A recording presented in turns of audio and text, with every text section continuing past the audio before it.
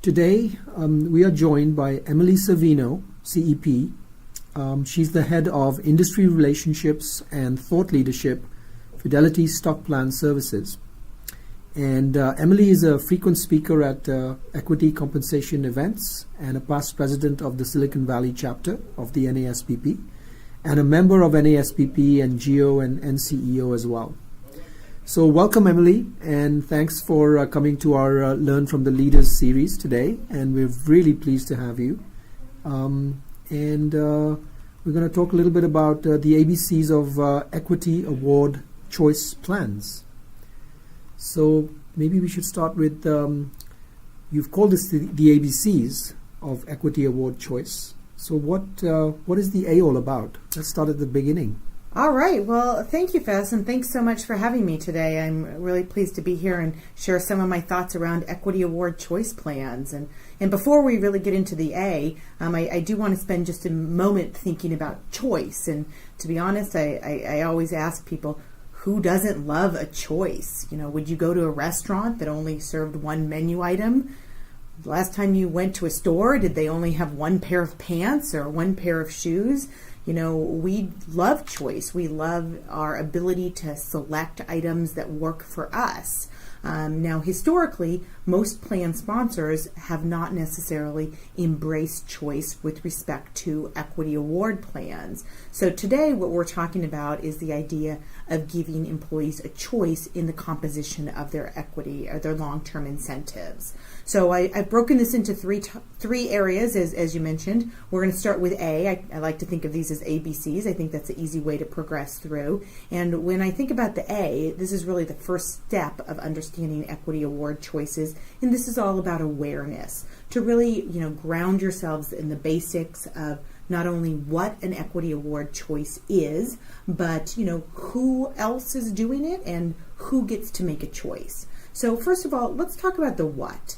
So as I mentioned, most plan sponsors really use a primary vehicle, either restricted stock units or stock options, to deliver a target value to their plan participants. So companies will often actually have a mix of vehicles for a small subset of employees. Often that's for the executives.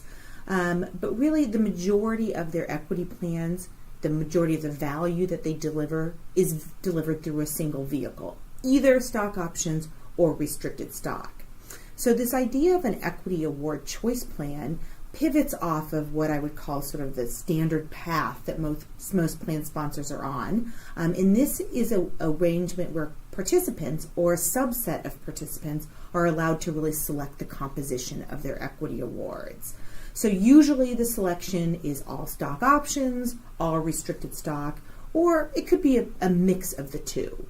Often it's a mix of the two, actually. Now, because the fair value of options is different than the value of restricted stock, we're not talking about equal numbers. So an employee would not get to choose 100 stock options or 100 restricted stock units, because it would be pretty obvious what they would select in that arrangement.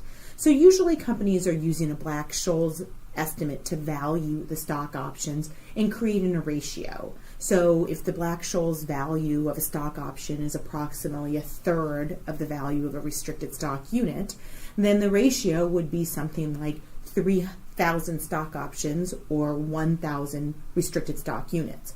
Or for employees who wanted to mix and match, they could pick 1,500 stock options and 500 restricted stock units. So some plans might allow for other allocations, but in general, the combination is always going to have the same fair value at the time of grant. Now, it's always possible to include cash as a choice in an equity award choice plan, but cash alternatives, well, they just don't carry the same sort of benefits of employee ownership and a connection to the stock price, and cash payouts are going to impact a company's cash flow. So most often where we've seen equity award choice plans, cash is not part of that mix. Now, the second part of the awareness category here is really who. And there's kind of two parts of the who question. One part is who's offering equity award choice, and the other part is who gets to make a choice. So with respect to who's offering the choice plans, I'll be honest, it really is a minority of plan sponsors.